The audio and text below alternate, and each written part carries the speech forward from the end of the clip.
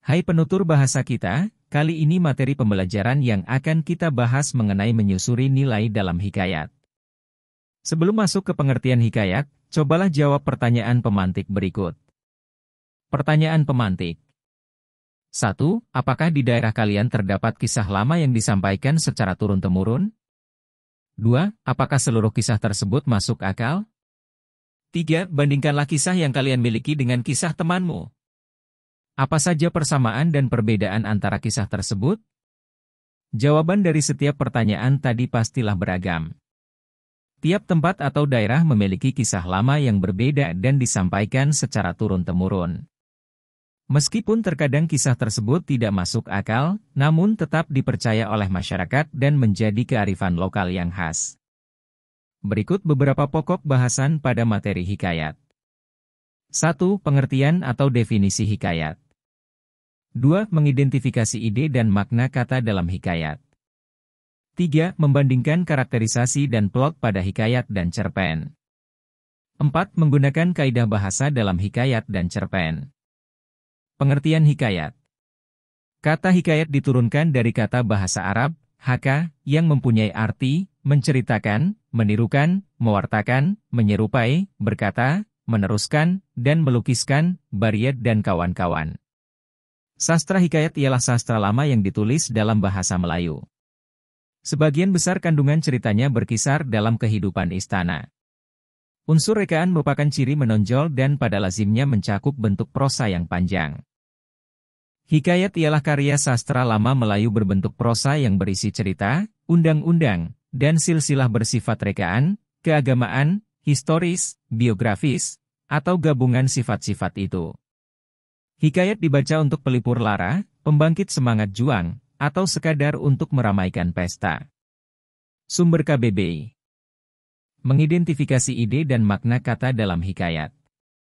Kalian akan menyimak hikayat berjudul Hikayat Saijaan dan Ikan Todak di buku teks halaman 56, kemudian jawablah pertanyaan yang menyertainya. Kata Saijaan dan Ikan Todak dijadikan slogan dan lambang pemerintah Kabupaten Kota Baru yang merupakan kabupaten di Provinsi Kalimantan Selatan, atau disebut Pulau Laut. Kota Baru juga memiliki ikon wisata yakni patung dua ikan todak kembar yang saling berhadap-hadapan. Setelah menyimak hikayat Saijaan dan Ikan Todak, jawablah pertanyaan berikut. 1. Berdasarkan penggalan cerita pada hikayat Saijaan dan Ikan Todak berikut, sifat Datu Mabrur apakah yang hendak disampaikan penulis kepada pembaca? Siang malam ia bersamadi di batu karang, di antara percikan buih, debur ombak, angin, gelombang dan badai topan. Contoh jawaban. Sifat Datu Mabrur yang ingin disampaikan penulis kepada pembaca dari kutipan teks di atas adalah sifat gigih dan pantang menyerah dalam mencapai tujuan yang ingin diraih. Hal tersebut terlihat dari penggambaran suasana yang tidak menyenangkan, tetapi tetap dilalui oleh Datu Mabrur. 2. Bagaimana perasaan Ikan Todak saat muncul ke permukaan dan memperkenalkan dirinya kepada Datu Mabrur? Contoh jawaban. Ia merasa marah karena dirinya terluka. Ia merasa malu karena ia kalah dalam pertempuran. Ia merasa takut karena telah dikalahkan oleh Datu Mabrur. 3. Apakah kalian setuju dengan sikap Raja Ikan Todak yang menyerang Datu Mabrur? Contoh jawaban. Saya setuju dengan hal tersebut karena Raja Ikan Todak harus melindungi rakyatnya dari segala ancaman dan gangguan termasuk Datu Mabrur yang telah membuat mereka terganggu. Saya tidak setuju karena sebaiknya Datu Mabrur tidak sengaja mengganggu mereka. Sebaiknya, Raja Ikan Todak bertanya terlebih dahulu kepada Datu Mabrur.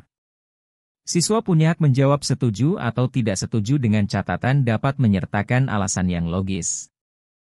4. Bagaimana hubungan pesan moral yang disampaikan dengan kondisi masyarakat pada saat ini?